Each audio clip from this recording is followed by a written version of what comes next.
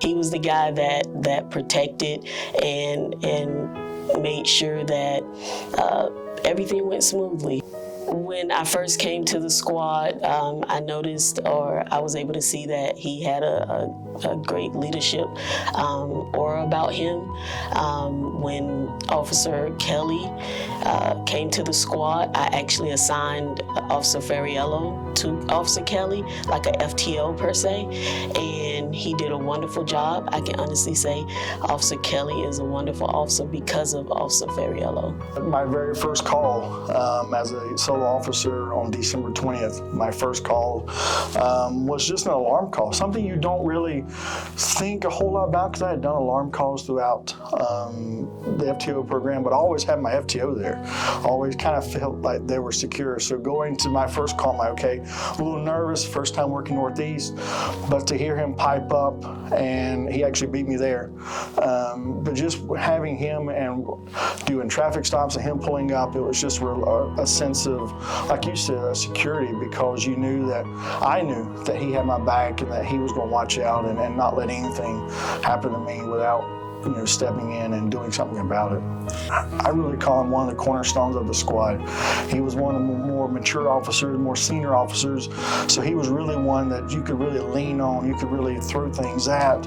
If you had questions, if you had concerns, he was one that you could talk to, and he may make light of it. He may throw a little funny side in, but at the end of the day, you knew that he was going to speak from the heart. And really, that really helped, someone like me as a new officer coming into my first squad. Every day at the start of shift, we'd meet at the gas pumps, and I meet him with the same greeting, like, "What's up, Chris?" In the same ways, same voice, just, "What's up, Chris?" And he'd be pumping gas, his trunk would be open, and I think to myself, like, dude, what is so important in that trunk that you have to have your trunk popped every day? Every day you come, you come to the pumps, his trunk is wide open, and I never knew why. I didn't even ask. It was Chris, and it's definitely gonna be weird going forward, just like him not being there. Chris was a leader, and he led by example.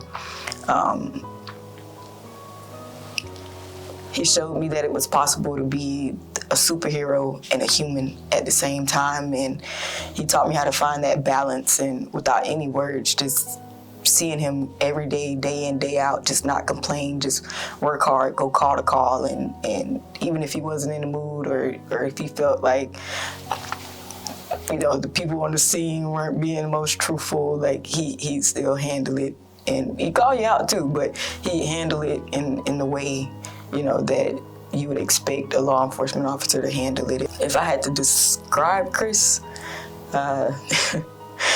using the characters of his name, I'd say he was courageous, honorable, respected, inspiring, and selfless. I came to the squad about Christmas time last year. I'm like the baby of our squad, only 23 and haven't even been a cop for a year. So Chris transferred about a month or two after, around January, February. He easily became one of the first persons that I looked up to. Just the way he carried himself and the fact that you never had to ask him for help for anything. It was always not expected, but it's always something he did. I remember since I'm the rookie, I'm still new and slow at doing certain things. So like impounding stuff, he'd always come in and help. I never had to ask.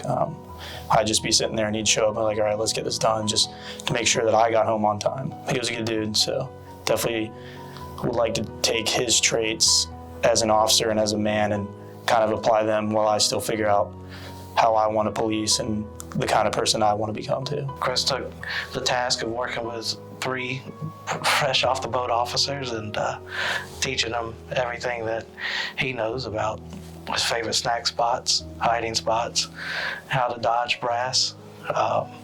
He truly was an officer, though, that would be there for you whenever you needed him in all aspects.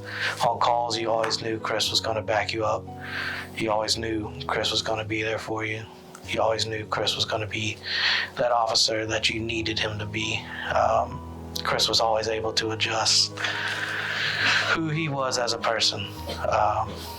Chris, if you needed him to be the friend that you just need to curse and get it out on, you could.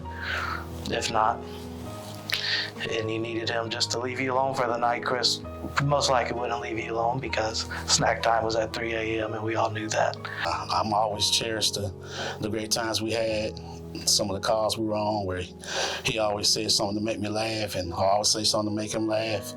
I've always had this saying that this job is real stressful, so any call that you're on and you can make light of it and laugh is a great thing. It helps reduce stress. So that's one of the things I've always tried to do. And Fariello had a knack for doing that, and we just team up and do that together, or he do it with other squad mates. It's been a joy. I'm gonna miss my little bro. I'm not gonna remember how he left this world. I'm gonna remember what he was here and what he meant to me, and all the positive things that he did and shared with us, and just being a squad mate, a friend, a brother. My first impression of him, I think when I first met him, was September 25th at 9:15 actually, p.m. My first impression was, this boy's short like me. My first impression was this guy does not play games. I always remember him as kind of being sassy on scene too.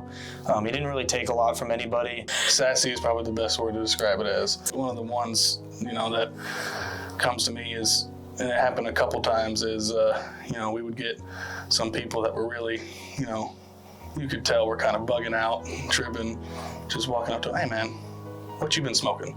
Because it's got to be something, and it was all real lighthearted and funny and kind of caught them off guard. It was actually a lot of fun. Granted, we work Northeast midnights, so fun is not the one word you think of when you're at work. But he made it a good time. He was always someone you could meet up with and laugh with and hang out. Always rely on him when you go to calls. He was just always had your back.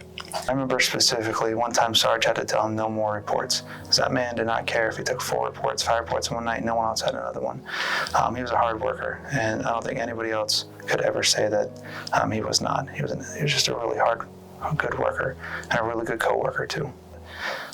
He was reliable. If he was coming to your call, you knew that it wasn't going to be messed up. You knew you could be helpful. And as a person, he was always someone to talk to. He would never just ignore you, never just drive away when you pulled up next to him. He was a good guy. Chris is staying right here in my heart, carrying with him from now on whenever I go to work. To Rick and Teresa, I want to say thank you for raising such a great person, and thank you to TPD for letting me have the opportunity to work for such an amazing squad and be able to come to know Chris, even though in the short time that I knew him, and him being one of the first person that I look up to as I venture into this career on my own. He'll always be that first person that I always looked up to, and I definitely cherish my time with him, as short as it was, for sure. I would say just know that we all love Chris. I know it's a heavy loss, not only for your family, but for all of us and the entire city.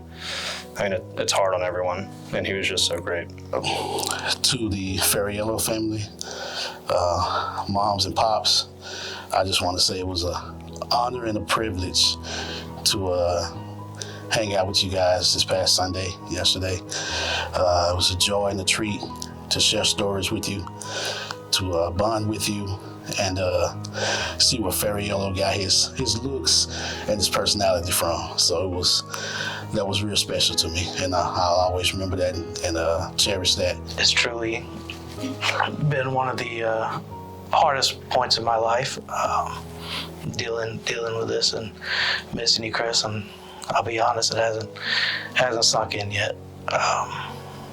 Even though I was on the scene that day and everything like that, it's just my brain, I guess, hasn't processed that you're actually gone. I'm gonna hang in there for you, and I'll be there for your family, and I'll make sure I pick out my favorite cigars for you, man, and we'll watch the sunrise together. I'll carry him with me in my heart for the duration of my time here at TPD and for the rest of my life. And unfortunately for him, that means his workload just got a lot heavier because he'd be on every call with me from now on. And but fortunately for him, I'll take all the paper. So I love him. I'm gonna miss him dearly. And we always had this saying at the end of every call. It's like, I'll see you on the next one. So Fariello, of course, was short in stature, but he had a giant heart. He was like a David to me. He was dependable. He was actually one of the guys that I was training or prepping to be acting supervisor. That's how much I trusted him to do the job, and I trusted him with the other guys.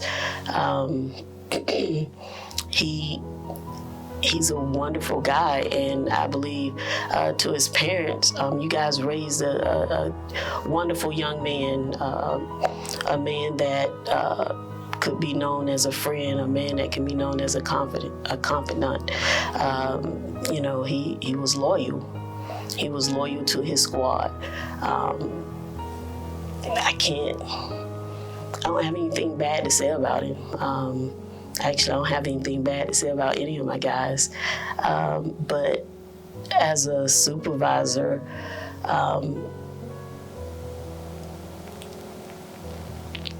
I'm proud to say I served with him.